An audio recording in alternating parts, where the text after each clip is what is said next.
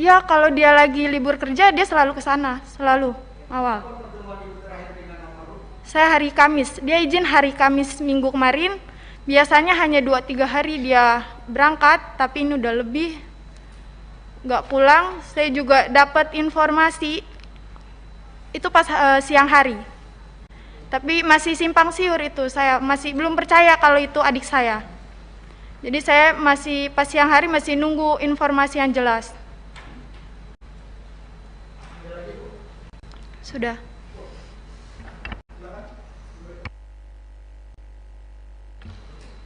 Iya Pak. Kebetulan saya ketemu terakhir dengan adik saya tuh Kamis malam Jumat. Di sana tuh tumben sekali, itu memang beda. Adik saya tuh salaman dengan ibu, dipeluk, dia minta izin, mah doain dede ya.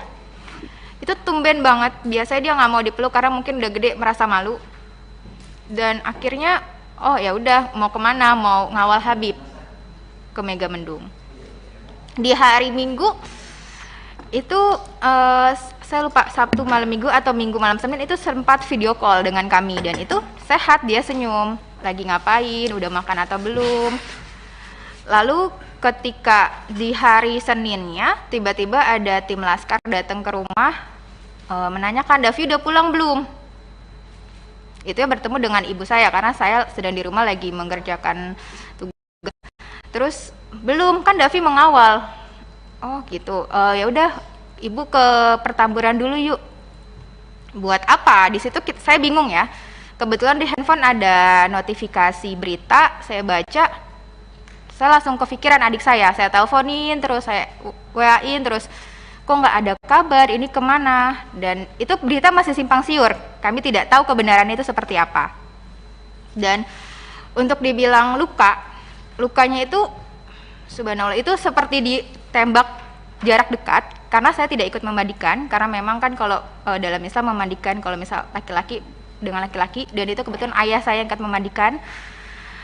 Ayah saya cerita sambil berderai air matanya, sambil, oh ini benar-benar luka tembak tuh di dada ada 3, di punggung itu luka robek seperti diseret, di jidat ini ada biru seperti dihantam senjata api, yang belakangnya saya kan nggak tahu ya jadi senjata itu seperti apa, di belakangnya ini biru. Tapi alhamdulillahnya muka adik saya itu bersih karena mungkin tidak dipukul di muka, hanya dihantam di badannya 3, di belakangnya itu robek, sampai dikafankan pun darahnya masih mengucur. Subhanallah, itu buat kami sangat luar biasa ya. Itu benar-benar seperti pembantaian, yang berarti kan seperti tidak ada perlawanan di sana. Jadi seperti yang diberitakan itu kan bohong.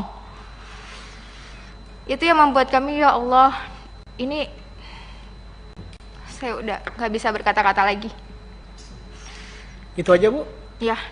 Selanjutnya keluarga Lutfil, silakan Pak. Ya Pak. Jadi pertama-tama lagi hari Kamis, anak saya mau berangkat pamit, itu Kamis sore. Bi minta ridhonya, Bi saya mau ngawal Habib. Sama uminya begitu juga. Insya Allah saya ridhoin, yang penting jalan yang benar. Anak saya juga nggak pernah membawa senjata apapun, pisau aja nggak pernah, apalagi pistol Pak. Habis itu berangkat. Lalu hari Minggu siang jam 14.00 saya chattingan, jawabannya alhamdulillah saya sehat, saya belum bisa pulang Bi, kurang tahu kapan pulangnya. Habis itu saya nggak berhubungan lagi Pak. Tahu-tahu hari Senin kira-kira jam 3 sore itu ada kabar dari tetangga ke rumah bahwa di berita media sosial maupun TV Pak, itu anak saya termasuk yang diculik Pak. Karena apa diculik? Karena saya melihat sendiri pas dimandikan, menyaksikan itu kayak disiksa di punggung sini nih kayak geseng, Pak. Terus mohon maaf, kemaluannya itu bekas diinjak dan pipisnya bengkak biru dan tangannya sini terkelupas. Dan juga tembakannya itu dari jarak dekat 4 lubang sini, Pak. Nembus ke belakang semua, Pak. Nauzubillah summa nauzubillah.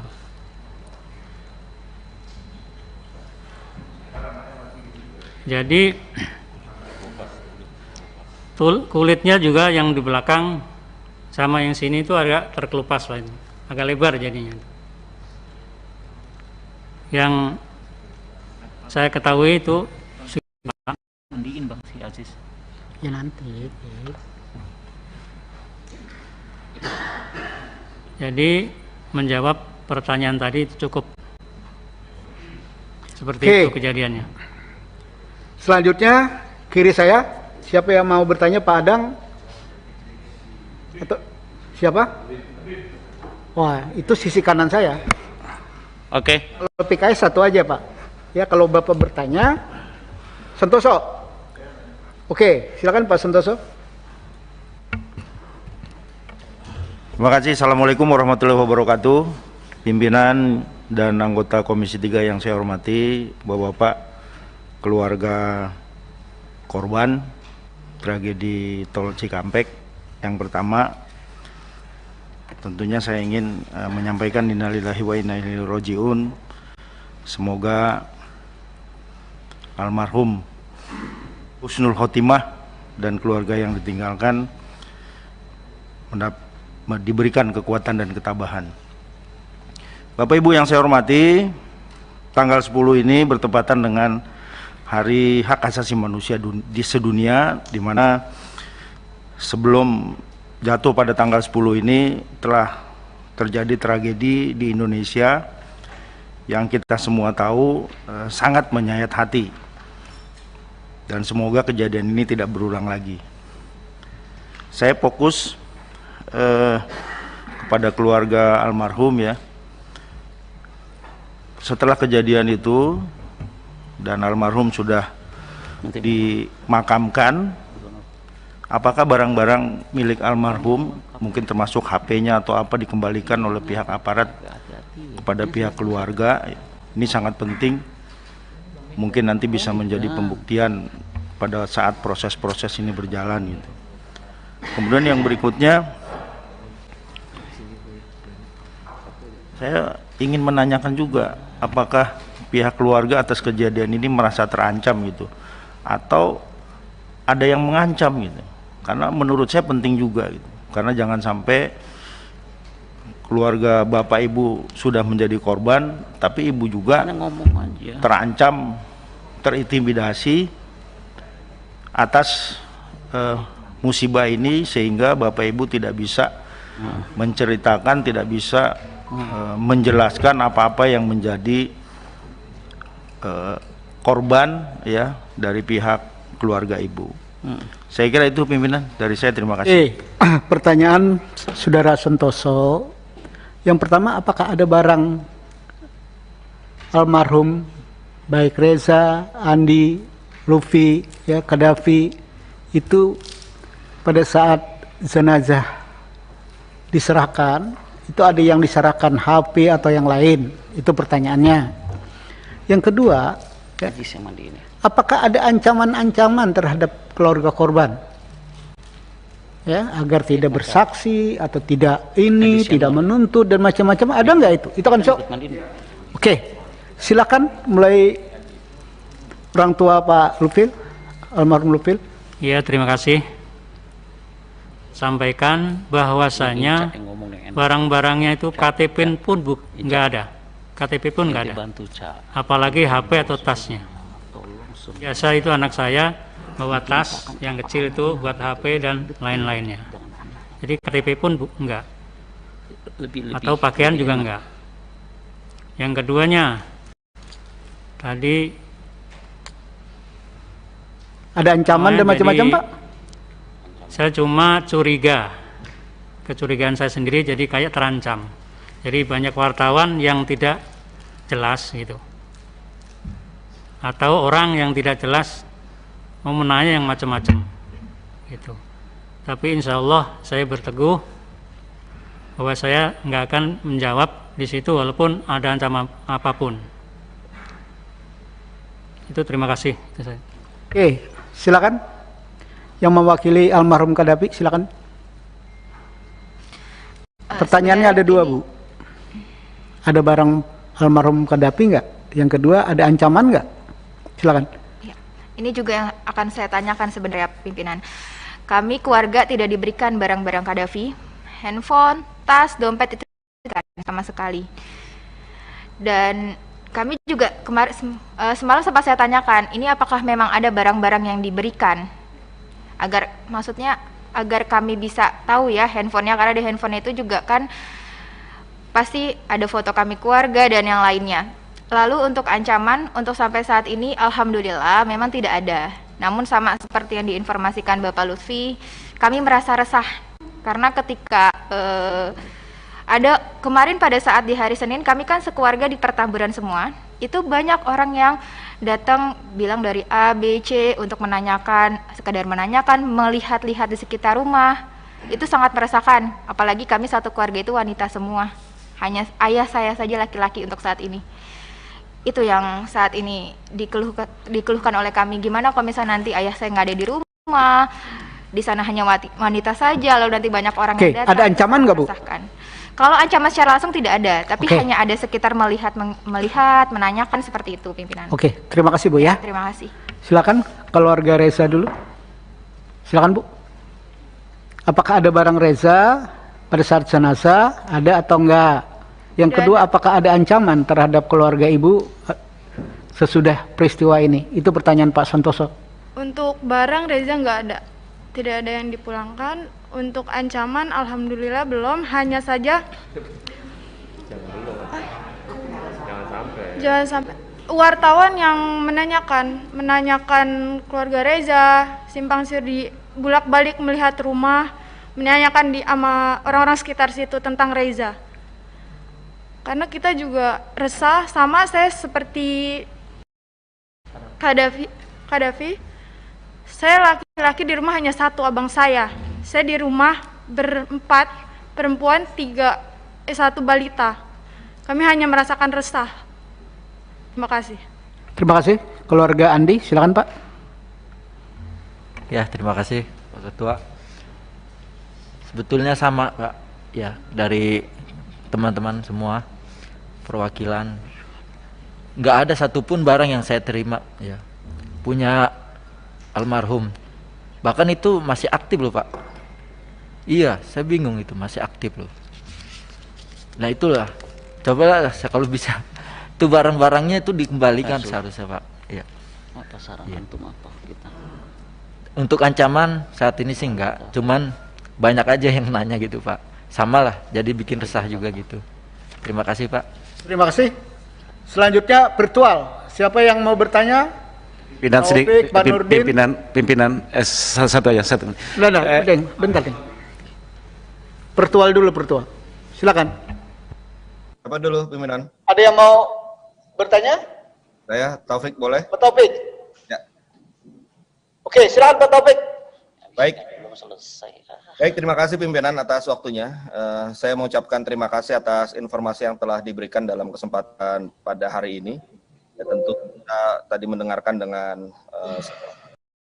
dan pertama-tama saya juga mengucapkan turut berbelasungkawa atas kehilangan anggota keluarga yang dikasihi, dan tentunya seperti juga dalam kesempatan hari ini Komisi 3 akan mengumpulkan informasi ya dari berbagai pihak agar kita semua mendapatkan bahan yang komprehensif untuk kemudian mungkin bisa mengambil langkah-langkah yang sesuai kewenangan yang dimiliki oleh Komisi 3.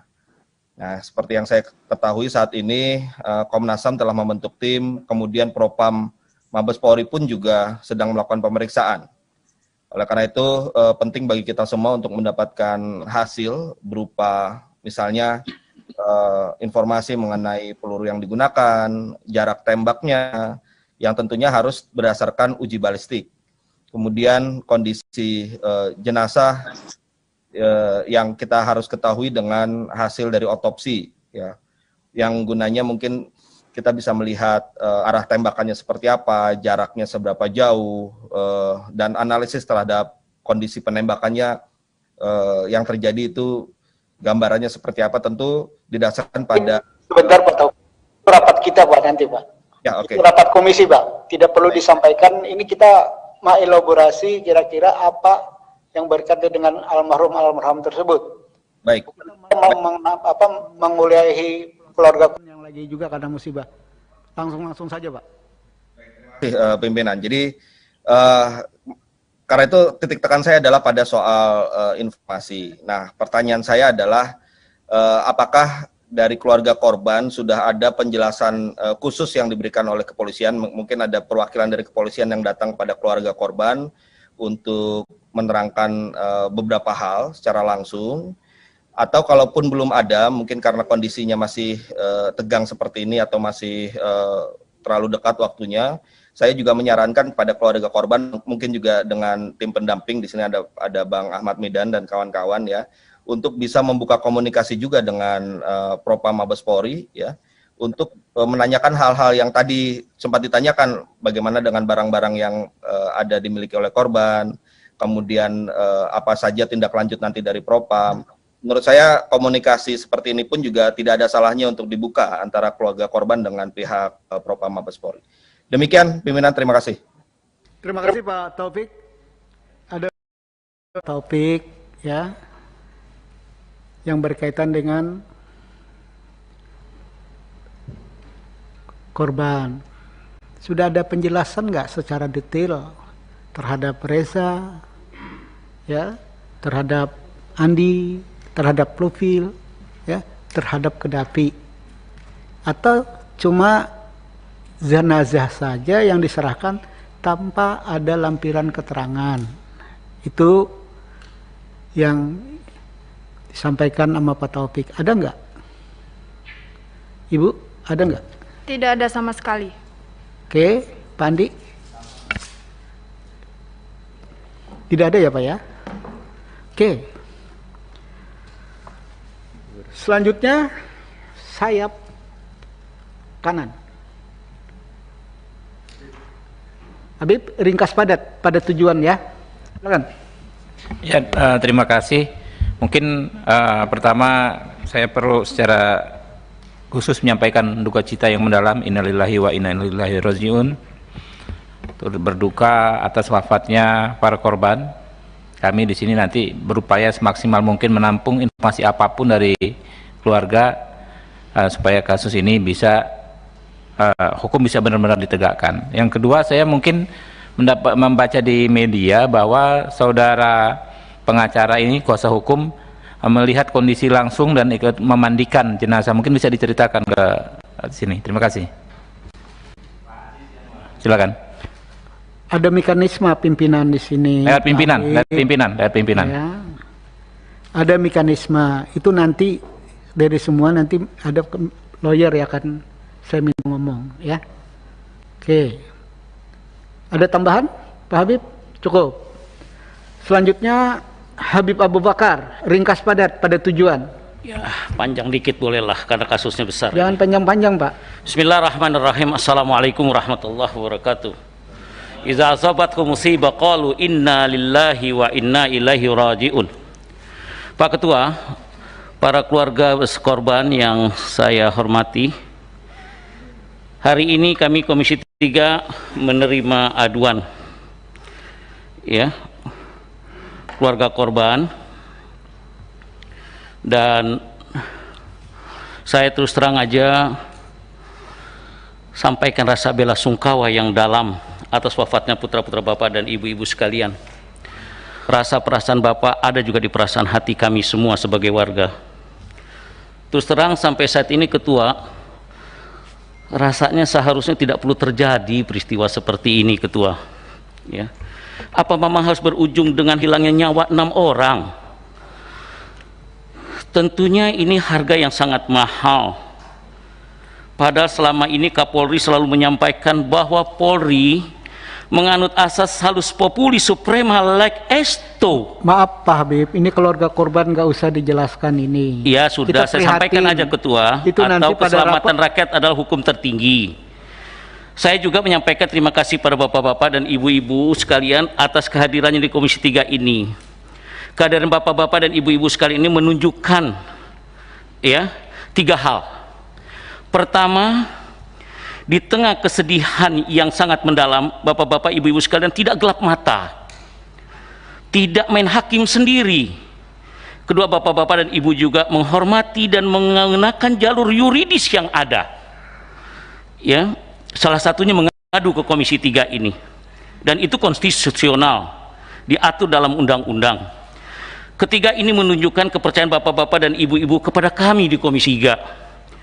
Ketika masyarakat masih mendatangi kami untuk mengadukan masalahnya, ini berarti kami merasa Komisi 3 masih dipercaya oleh rakyat. Karenanya kami tidak akan menyia-nyiakan kepercayaan ini, Ketua. Insya Allah apa yang disampaikan nanti akan diteruskan sesuai dengan mekanisme dan prosedur yang berlaku. Jika kemarin menguat banyak sekali tuntutan dari ormas, tokoh masyarakat, anggota DPR dan lain yang sebagainya yang meminta dibuat tim gabungan pencari fakta, nanti kami coba musyawarahkan dengan para anggota bagaimana mekanisme dan bagaimana aturannya. Oleh karena itu pada keluarga saya mohon sabar ya untuk kami berkoordinasi dan bekerja, dan Komisi 3 membidangi hukum HAM ini dan keamanan insya Allah akan bekerja secara maksimal. Selanjutnya pertanyaan saya dengar juga seperti yang Habib tadi menceritakan, pengacara Yanuar Aziz Yanuar ya. Oke Pak Habib, substansi aja Pak. Langsung saja, tolong ceritakannya dengan detail setelah kalian memandikan, yang kelihatan benar tuh apa dan apa, jelaskan apa adanya dan kira-kira kesimpulan Anda tuh bagaimana. Terus selanjutnya kepada keluarga setelah kejadian, apa yang didengar dari pihak Polri kepada keluarga masing-masing. Wallahu a'lam bishawab. Terima kasih Ketua. Assalamualaikum warahmatullahi wabarakatuh. Oke, pertanyaan Habib mirip dengan pertanyaan Pak Santoso. Ya. Nanti lawyer akan menjelaskan semua. Di akhir ya Pak ya. Oke. Golkar.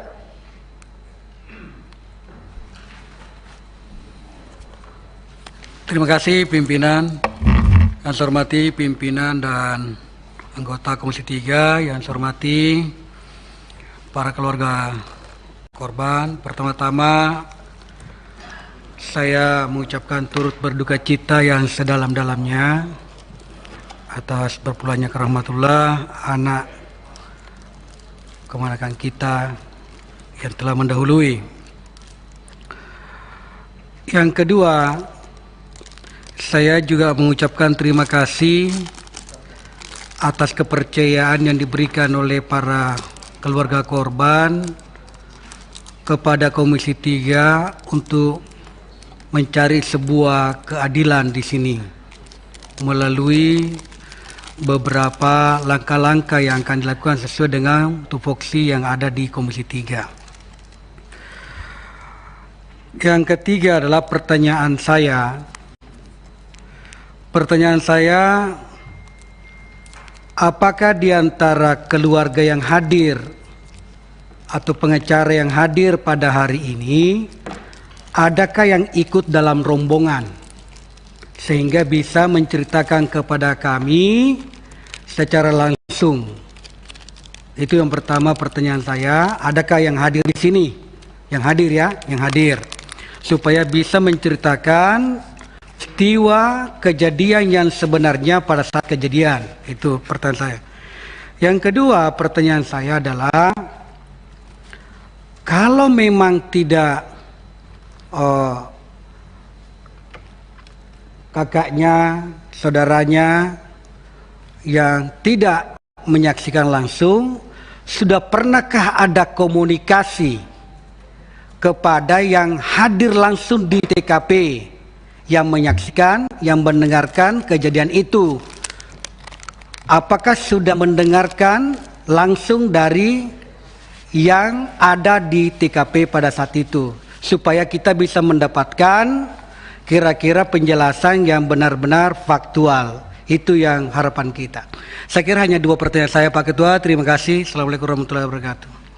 Terima kasih. Silakan dari keluarga Lupil dulu. Pertanyaan Pak Supriyansa dari Golkar. Iya, terima kasih Pak Ketua. Jadi belum ada sama sekali.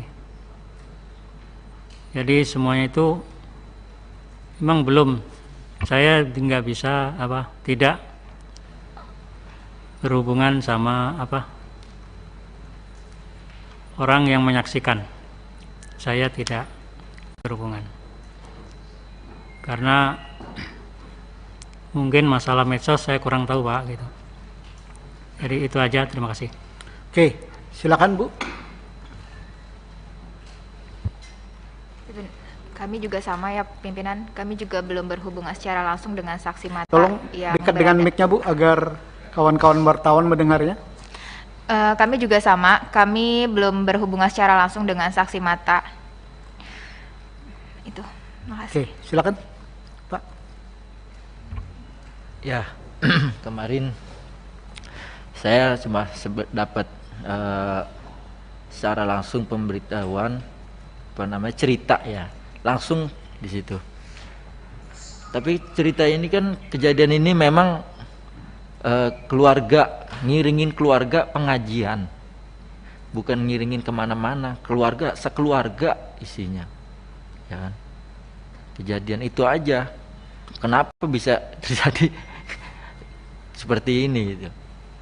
Dan kalau untuk saya nanya ke langsung, yang artinya temennya korban, saya belum dapat langsung ya. Saya hanya dapat dari cerita dari kemarin saya mengikuti proses pemakaman di Megamendung ya, itu aja. Terima kasih. Terima kasih. Ibu? Sama, saya juga belum bertemu. Pak Arsul?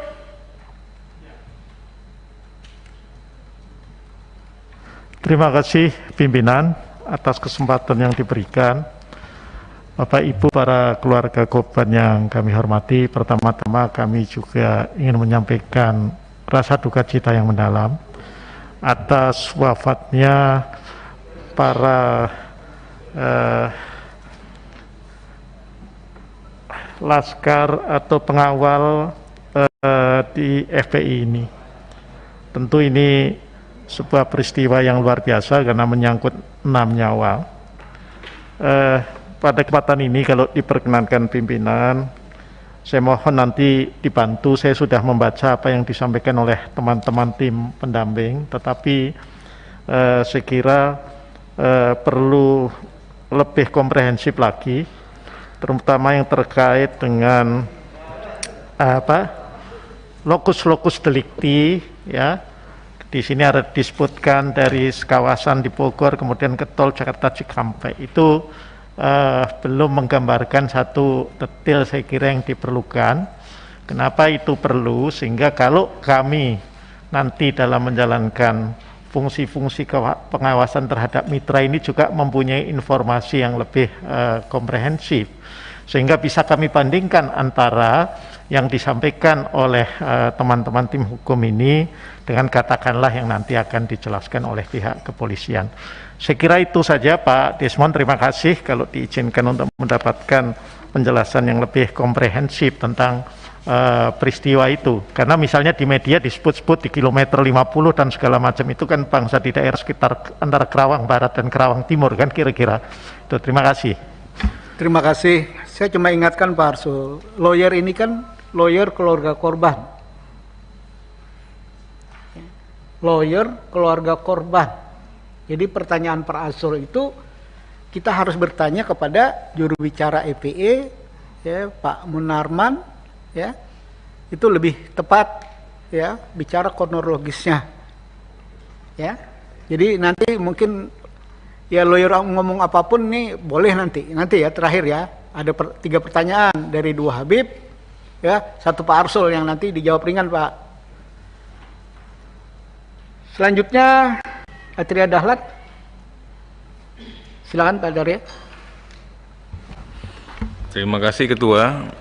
pimpinan Komisi 3 yang saya hormati, anggota Komisi 3 yang saya hormati, para keluarga korban, keluarga kami yang saya hormati, yang saya banggakan.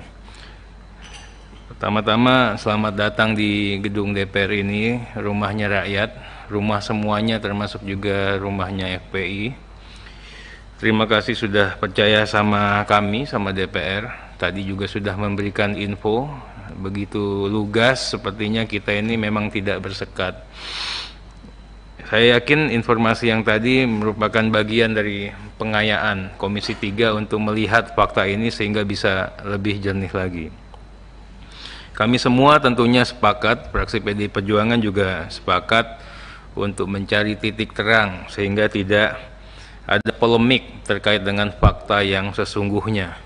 Bahkan kita juga melepaskan kesempatan kepada semua pihak, ada Komnas HAM, ada Mabes Polri, ada Propam, ya, siapapun yang ingin mencari kejelasan perkara ini, kita lindungi dan kita nyatakan itu sebagai suatu proses yang sangat konstitusional.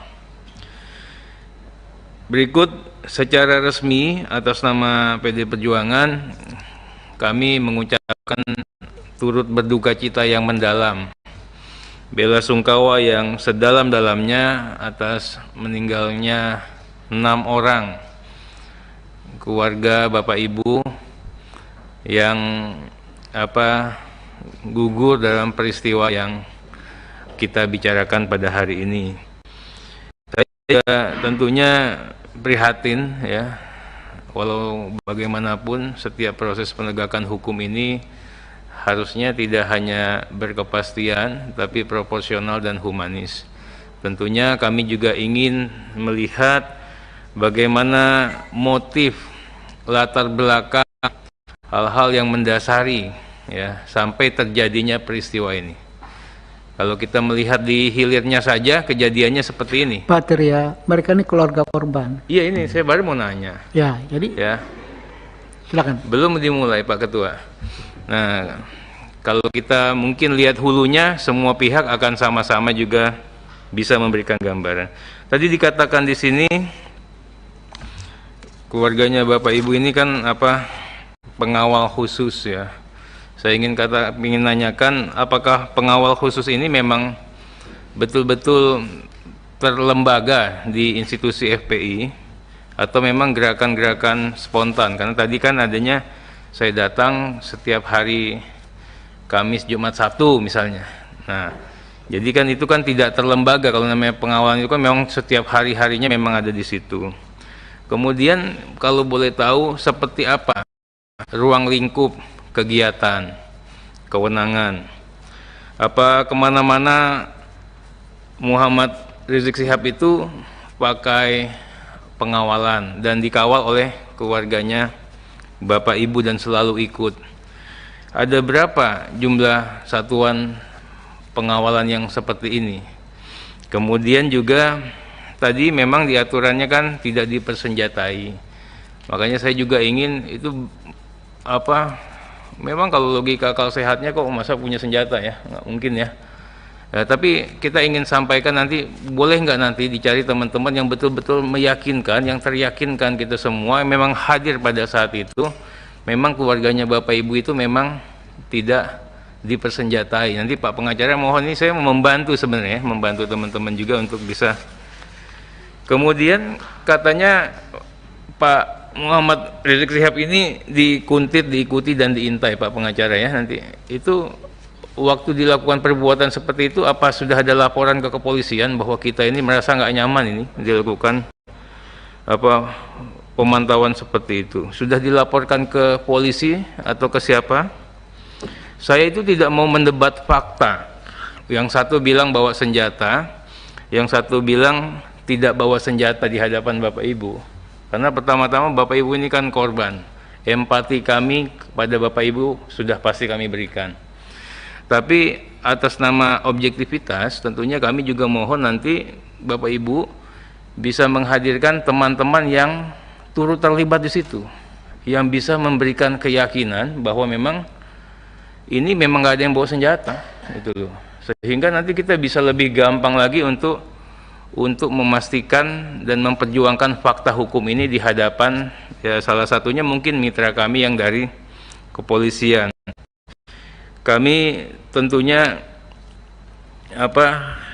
membantu dan memberikan atensi yang sebesar-besarnya. Bahkan tadi kalau dikatakan meminta keadilan, pastinya kita bantu, Pak. Ya, pastinya kita bantu. Kemudian juga kalau dikatakan mengawal proses hukumnya, ya, terhitung dengan kejadian ini, Mas, kita kan juga libat, walaupun kita tidak hadir ya. PD Perjuangan tuh memantau, semuanya keadilan itu kita pantau betul, Pak. Sampai kita titipkan, Pak Pengacara, mudah-mudahan juga bisa disampaikan ya nanti ya. Bagaimana jangan sampai rakyat ragu atas proses penegakan hukum pasca terjadian tragedi ini. Jadi Polri tolong sungguh-sungguh. Ya. Jadi seperti itu Pak Desmond, terima kasih. Nanti ini tidak bisa dijawab oleh keluarga korban.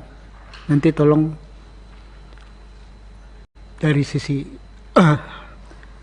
lawyer, tapi juga kan agak-agak repot juga gitu loh. Ya, pada prinsip dasar Komisi 3 apa yang disampaikan Pak Atria Dahlan itu ingin mencari kebenaran dari dua pihak yang sampai hari ini kami ini berusaha untuk di tengah-tengah. Ya, keterangan dari EPI begini, keterangan dari pihak kepolisian begini. Sekarang kita mendengar keluarga korban. Maka tentunya ya, rapat kita hari ini adalah kita mendengar kapasitas keluarga korban. Mungkin ada hal-hal yang diketahui seperti yang dipaparkan Pak Atria Dahlan. Itu yang sangat kami perlukan. Hal-hal dalam rangka ya, Bapak minta bantuan, kami juga minta bantuan agar fakta yang sebenarnya itu yang mana, ya, agar Komisi 3 jelas arah tujuannya. Ini ada ketidakadilan, tapi ada informasi yang hari ini simpang siur. Untuk proses ini Komisi 3 adalah membutirin satu-satu, ya, informasi itu. Mana sebenarnya fakta sebenarnya? Ya, walaupun secara vulgar, kalau kita bicara tentang extraordinary seperti yang dipaparkan tadi, ada benarnya. Tapi harus ada pembuktian-pembuktian mendukung lain. Di luar pengadilan, benar. Tapi ada hal-hal yang harus kita. Kenapa? Karena kita menjaga semuanya. Oke. Pak Adang ada yang disampaikan? Pak Aus? Tapi lebih pada keluarga korban. Ya, ada. Silakan, Pak. Terima kasih. Assalamualaikum warahmatullahi wabarakatuh. Kami juga turut berduka cita dan mendoakan agar almarhum ini benar-benar menjadi syuhada. Saya ingin menanyakan terkait dengan keluarga korban dan sepengetahuan dari kakaknya atau pamannya ini. Ya, lebih mirip mungkin dengan pertanyaan Pak Atria tadi. Apakah ada misalnya memang ada semangat sedemikian rupa ingin mohon izin karena saya akan habis-habisan bertarung atau seperti itu. Juga pertanyaan saya adalah apakah ada pernah mengetahui gitu berapa lama mereka menjadi pengawal dari Imam Besar Habib Rizik Syihab, berapa lama apakah mereka dilatih khusus untuk itu atau bagaimana? Ini perlu kejelasan kami sehingga clear kalau ada sebutan ini itu, meskipun di dalam Undang-Undang Dasar 1945 udah lewat, Pak, jangan dijelaskan. Kita sudah tahu semua bahwa itu adalah hak untuk mendapatkan perlindungan, itu memungkinkan. Oke, cukup ya. Pak Aus. Cukup begitu. Ada dua pertanyaan. Pertarung habisan-habisan itu maksudnya apa? Bingung nih kalau udah korban. Ya begini, biasanya ada semangat seperti itu. Bertarung sama siapa? Ya. Bertarung sama siapa? Ya barangkali karena keinginan untuk pembelaan. Karena ada gambaran bahwa Habib Rizik Syihab itu mendapat ancaman yang luar biasa. Karena itu, apakah memang hal itu sudah menjadi program tertentu gitu untuk habis-habisan di dalam hal ini? Saya ingin mengetahui. Oke, bahasa yang paling Mungkin paling ada sederhana bahasa lah. lebih Jangan tepat, jangan Pak Komisi Ketua, 3 silakan. bahasanya itu sudah tidak netral. Ya Pak Aus ya. Ya ini bukan komisi lucu-lucuan sama komisi lain. Ya. Bahasanya itu jangan bicara mengungkit yang sesuatu yang belum jelas. Saya tegur ini sebagai pimpinan. Ya, mau bentrok kapan bentroknya? Ya. Yang harus didengar apa yang dijelaskan oleh keluarga korban. Itu ada persiapan perang nggak ada kan Bu? Ya kalau nggak ada kok ada pertanyaan ini. Gitu. Yang cocok pertanyaannya, ya ada nggak ya pelatihan khusus untuk melakukan pengawal? Nah itu agak relevan. Silakan, ada nggak pelatihan khusus itu? Yang Ibu ketahuin, kalau nggak tahu nggak usah dijawab Ibu-ibu. Ya, permisi Bapak Ketua, terima Silakan. kasih. Saya hanya klarifikasi ya, karena begini. Tadi saya sudah terangkan bahwasannya ini rombongan imam untuk mengaji keluarga. Ya. Datang di perjalanan jam 10 itu untuk rombongan keluarga diiringin dua mobil laskar depan, 2 di belakang. Kan seperti itu. Ya, mungkin udah pada tahu. Jadi ini bukannya perang. Bukannya perang. Ya, kalau perang semua bawa senjata, Pak. Ya. Gitu. Yang kedua tadi untuk mengetahui laskar pasukan khusus ya, saya kan itu nggak ke situ ya, nggak tahu ya. Nggak tahu apakah khusus apa. Mungkin khusus itu maksudnya khusus pada saat itu yang ditugaskan oleh imam. Gitu. Ya. Gitu, Pak. Dan masalah pistol ya. Sekarang begini Pak logikanya.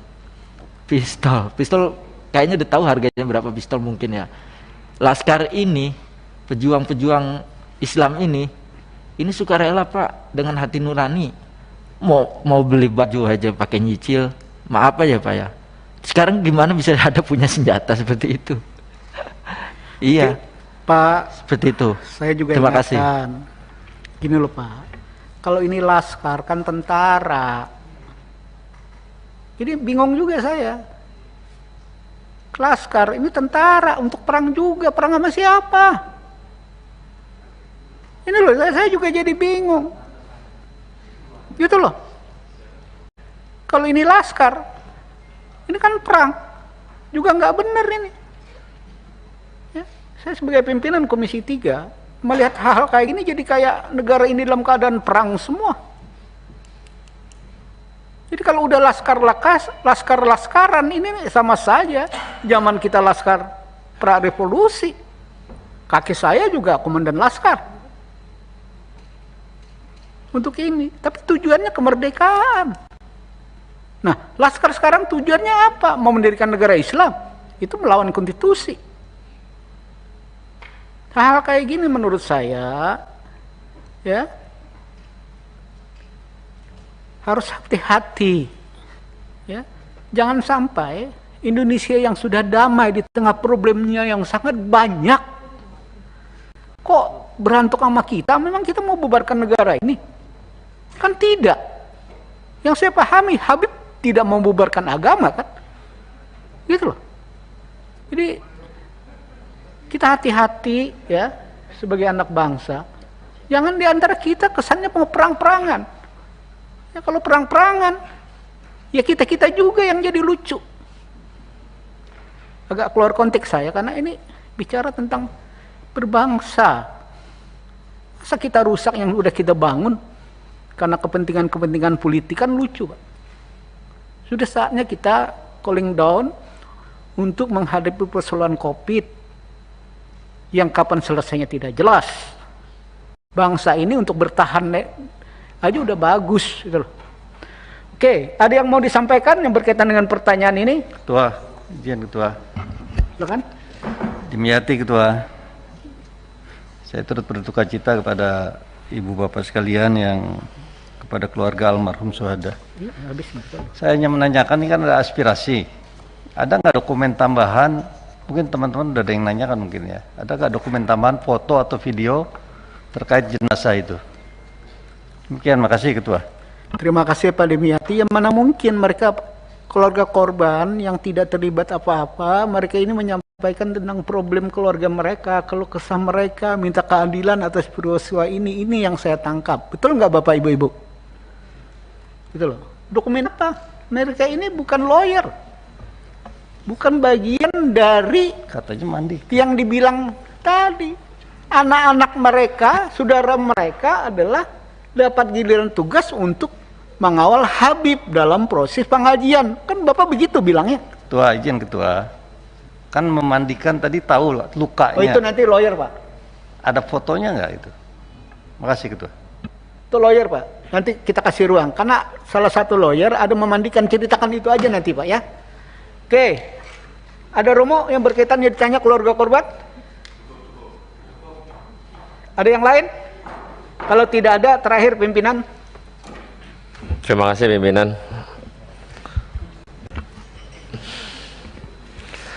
Yang pertama, untuk para keluarga korban, saya turut berduka cita yang dalam. Saya tidak banyak, cuman tadi saya koreksi tentang bahasa pembantaian yang tadi keluarga korban sampaikan. Karena sampai hari ini, sampai detik ini, polisi belum menyampaikan secara lugas tentang kejadian di jalan tol. Bapak Ibu perlu bersedih benar bila mana pun terjadi dengan keluarga saya demikian. Tapi karena ini adalah negara hukum, maka kita ikuti proses hukum yang dilakukan oleh kepolisian. Bapak datang ke Komisi 3 memberikan aspirasi luar biasa, kami bangga. Tapi kami belum bisa memberikan keputusan apapun. Tapi kita akan memberikan keputusan setelah polisi memberikan lembaran transparansi apa yang telah dilakukan pada malam penembakan tersebut. Pertanyaan saya, Bapak Ibu, keluarga korban, yang saya dengar ada 10 orang pendamping Muhammad Rizik Syihab yang katanya yang 4 orang kabur, katanya mengamankan Muhammad Rizik Syihab.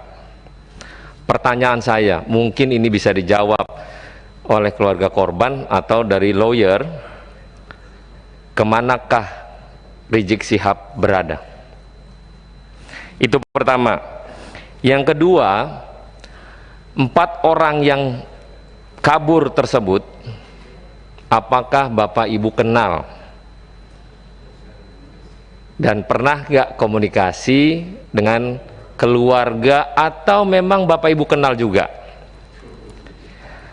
Kita nggak mau negara ini porak-poranda pecah belah atas informasi yang belum tepat untuk disampaikan.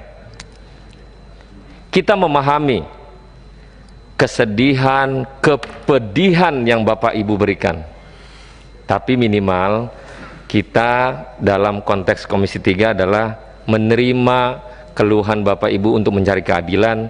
Kami akan terima dengan sangat luas dan kita akan sampaikan itu nanti setelah polisi menyampaikan transparansi tentang kasus yang ada.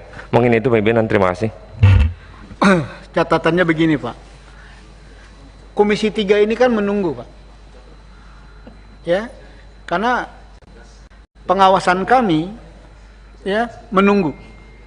Satu langkah lebih maju, pansus, ya ini lawyer tolong nanti dijelaskan ini, tapi kan tidak mungkin pansus, ya, karena belum, masih ngambang, ya, kalau bicara pansus tingkatannya kan tanggung jawabnya kemana? Gitu loh Pak. Jadi kami menunggu. Nah, apa yang disampaikan Pak Roni ya sebagai pimpinan Hari ini kami menunggu penjelasan detail dari ini semua. Ini 6 korban, 4-nya mana? Ada peristiwa, mana saksi ya yang lain? Kenapa tidak berani bersaksi? Itu yang sebenarnya yang disampaikan Pak Roni. Saksi ini agar semuanya jadi jernih. Hari ini baru sebatas keterangan polisi, keterangan dari pihak FPI. Agak susah bagi Komisi 3. Ya, hari ini Komisi 3 belum bersikap apa-apa. Karena masih menunggu. Kenapa menunggu? Karena belum. Maka ada Komnas HAM, ya, ada Amnesty International. Apakah nanti pemerintah akan melakukan tim independen seperti biasanya? Jadi kami belum rapat menentukan langkah-langkah, karena kami mengharapkan FPI datang ke Komisi 3, kita akan dengarkan. Ya, sebelum tentunya kami panggil pihak kepolisian. Kalau FPI tidak memberi bisa penjelasan ke Komisi 3 apakah rapat terbuka atau tertutup, tidak mungkin kami mengundang mitra. Dijawab mitra juga kami tidak bisa bantah apa-apa berdasarkan informasi yang sama-sama siapa yang benar di antara dua pihak. Begini Bapak Ibu, dua pihak ini kan kami harus berada di tengah-tengah agar melihat secara jernih yang benar itu mana. Maka kami menunggu saksi-saksi atas peristiwa ini agar kita bisa melakukan langkah-langkah ke depan. Saya pikir sebelum saya tutup, silakan ringkas padat, senior. Silakan. Assalamualaikum warahmatullahi wabarakatuh. Pimpinan sidang yang kami hormati, seluruh anggota Komisi 3. Kami mengucapkan terima kasih yang sebesar-besarnya pada kesempatan ini telah diterima dengan baik, dan kami sangat berharap bahwa Komisi 3 sesuai dengan mekanismenya. Harapan kami tentu karena ini kasus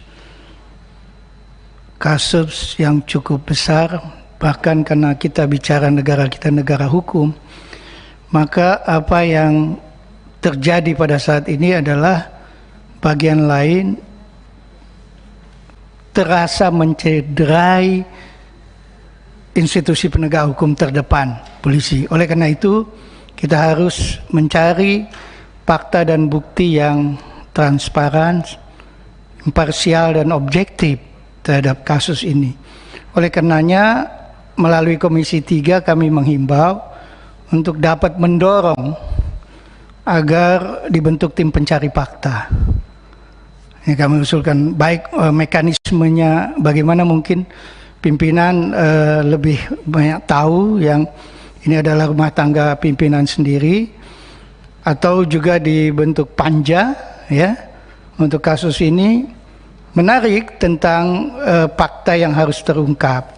Tadi kan ada satu pertanyaan yang berkaitan dengan handphone, dan saat ini handphone itu begitu berarti terhadap merekam kejadian-kejadian. Oleh karena itu, menurut hemat kami, karena dari keluarga tadi belum ada yang mendapat pengembalian, dari tim penasihat hukum juga tidak dapatkan itu. Oleh karena itu harus diamankan. Jadi untuk berbicara imparsial, netralitas, objektivitas, tentu tidak, karena ini kan yang disoroti adalah institusi kepolisian. Tidak tentu saja barang-barang yang berkaitan dengan pembuktian itu harus di luar institusi yang bermasalah tentu.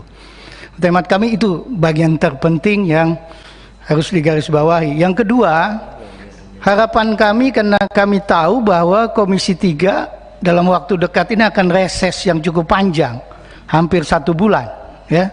Oleh karenanya kami juga meminta untuk ada pemantauan yang serius ya. Apakah nanti Komisi 3 melalui pimpinannya atau Pak Desmond sebagai pimpinan sidang pada hari ini, bagaimana mengusulkan supaya Komisi 3 juga melakukan pemantauan secara aktif. Kaitan dengan beberapa hal yang cukup penting atas kejadian ini adalah para saksi. Saksi-saksi yang tadi ada katanya 4 orang yang masih belum diketahui. Nah, kebetulan salah satu tim kita juga adalah dari EPI. Sedianya kami meminta Sekjen sudah siap hadir sebetulnya pada hari ini. Saya konfirmasi ke beliau, tapi mendadak saya nggak ngerti karena ini ada aturan COVID begitu loh ya. Kemudian kami belum dapat penjelasan, beliau tidak berhalangan hadir saat ini. Jadi intinya adalah kami meminta kepada Komisi 3 melalui persidangan ini untuk intensif membentuk tim pencari fakta ya, supaya netralitasnya bisa terjaga, dan kemudian memantau secara terus-menerus atas perkembangan kasus ini. Selanjutnya mungkin yang agak detail, tadi ada beberapa hal yang juga ditanyakan para anggota Komisi 3. Mungkin Pak Aziz ini kebetulan juga di dalam struktur FPI, beliau juga masuk ya, wakil sekretaris, barangkali bisa dimintai sesuai dengan apa yang beliau miliki. Demikian dilanjutkan oleh Pak Baris. Wabillahi taufiq wal hidayah. Assalamualaikum warahmatullahi wabarakatuh. Oke, Pak Aris, ringkas padat Pak, bicara tentang Anda katanya ikut memandikan mayat itu aja, ya. Karena tadi juga Pak Ahmad Mijan bilang bahwa berharap Komisi 3 Resespon masih terima pengaduan kan? Itu udah kita rencanakan Pak, ya. Jadi untuk EPI mengadu dengan catatan detail termasuk bahwa saksi-saksi ya atas peristiwa ini, kalau benar ada 4 orang atau lebih daripada itu, kita akan selalu buka. Nanti kita akan rapatkan ya, apakah panja, apakah tim saja selama reses, bahwa Komisi 3 reses minta izin pimpinan DPR untuk kita boleh terima pengaduan. Silakan. Terima kasih pimpinan. Mohon izin saya sedikit tanggapi satu-satu, tapi singkat saja. Ya, yang saja. pertama, lokusnya itu dari Perumahan The Nature Mutiara Sentul ke arah Kerawang. Tadi dari Bapak anggota Dewan ada pertanyaan demikian. Kemudian selanjutnya, memang sejak 2 hari itu di lokasi sudah ada yang mengikuti dan memantau kondisi di Perumahan The Nature Mutiara itu, ada mencurigakan. Kemudian selanjutnya mengenai dokumentasi, kita alhamdulillah menyimpan lengkap video, foto dengan akurasi yang sangat baik. Insya Allah jika memang terbuka untuk kita publish dan kita cross check, untuk membuka tabir ini kita siap. Kemudian juga terkait yang kondisi jenazah, saya ada di iring-iringan pertama terkait jenazah pertama atas nama Andi Oktiaman. Saya juga melihat bagaimana itu diproses. Saya lihat. Bentar. Itu bisa rapat lain nggak nanti kita agendakan? Bisa. Kan Anda menarik sekali. Iya. Bahwa bukti-bukti itu kan kita mungkin ada rapat lain ya. Ada, saya mau tambahkan lagi. Ya? Kita juga memiliki saksi-saksi di lokasi rest area 57 yang juga menegaskan bahwa itu terjadi tadi yang Pak Sahroni tadi katakan bukan pembantaian, itu arahnya tapi bukan di sini. Mungkin penjelasan lebih detail karena itu sangat memilukan. Kita ada saksi juga, insya Allah. Kemudian juga terkait kondisi jenazah, saya lanjutkan. Saya melihat sendiri mata sebelah kiri ini seperti ada bekas peluru tembus ke belakang. Kemudian ketika dimandikan kondisinya hampir semua tubuh badan ini ada bekas lubang peluru tembus ke belakang. Ada satu juga di kepala belakang telinga tembus ke sini, artinya dia dari samping. Kemudian ada yang bekas luka bakar semacam disiksa di belakang. Kemudian ada juga yang terkelupas seperti terseret atau dikelupas gitu kulitnya. Yang jelas sangat memilukan fisiknya ya seperti itu. Tapi nanti dokumentasinya sudah kita siapkan. Kemudian satu, mohon pimpinan perlu diketahui bahwa keluarga awalnya tidak pernah mengizinkan otopsi. Dan kita memiliki surat pernyataan itu jelas dan juga tidak mengizinkan dimandikan. Akan tetapi ala kulli hal pihak kepolisian melakukan itu sepihak. Kemudian yang terakhir terkait iring-iringan, saya sedikit koreksi bahwa penjelasan bahwa ada yang kabur terkait dengan kondisi-kondisi itu menurut kami itu sangat tidak logis, dan saksi yang beriring-iringan menegaskan bahwa satu mobil itu saja yang ya itu nanti foto-foto bukti-bukti video itu mendukungnya Mas ya. Tadi itu untuk jenazah, artinya saya meluruskan bahwa menurut informasi hanya 6 orang ini memang yang syahid, dan memang 6 orang dalam satu mobil. Artinya tidak, kalau misalnya ada informasi dalam satu mobil ada 10 orang itu tidak benar seperti itu. Itu singkat saja. Terima kasih Pak Pimpinan atas waktunya. Assalamualaikum warahmatullahi wabarakatuh. Oke, tanpa terasa luar biasa juga kita.